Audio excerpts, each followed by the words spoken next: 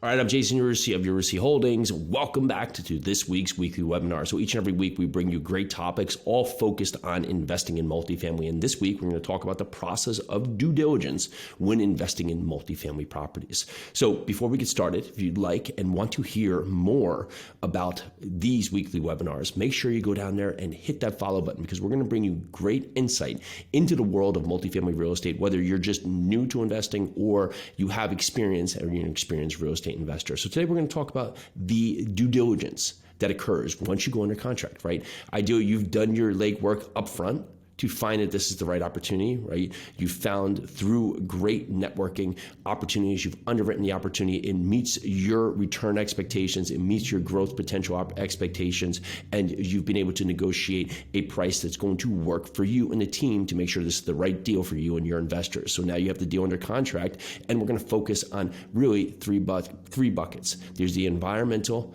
the fiscal, and the financial.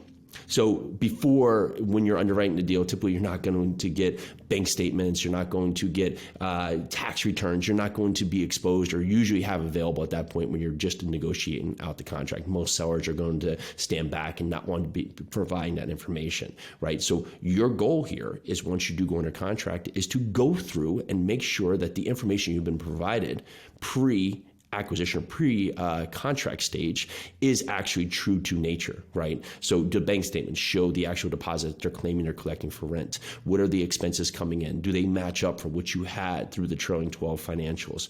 Ultimately, looking at leases. What is the lease exposure? So is the lease exposure matching up to the tenant profile that you expected on this property? So understanding that puts you in the best position to analyze the right documents to make sure that you are buying what you expected based on your original analysis. Next is going to be the fiscal.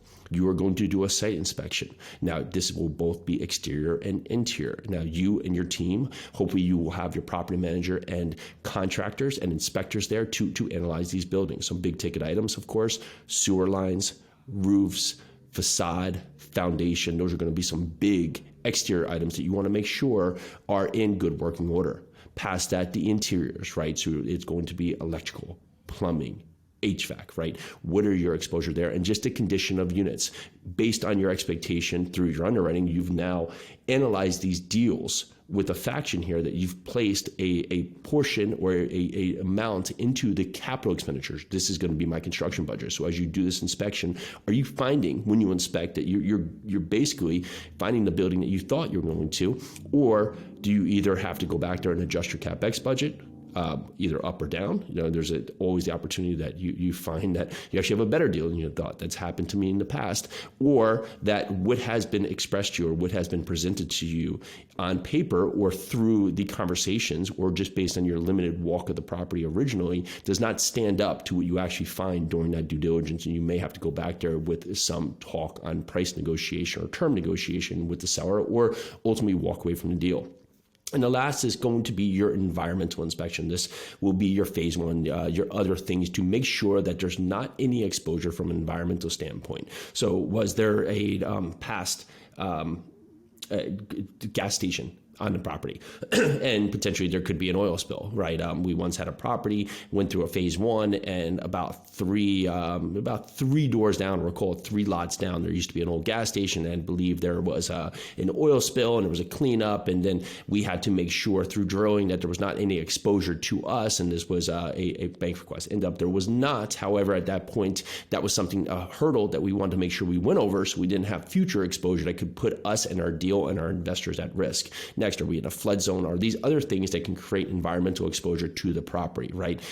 Do we have exposure to flooding or tornadoes or wind risk, right? So where's our exposure on that side? So notably, when we look at this, we want to look at those 3 buckets: physical, financial, and environmental. And if you can make sure you have focus and set allocations into those 3 buckets, you can make sure you're putting yourself in the best place to find the best opportunity and be able to perform on the opportunity based on what you're buying.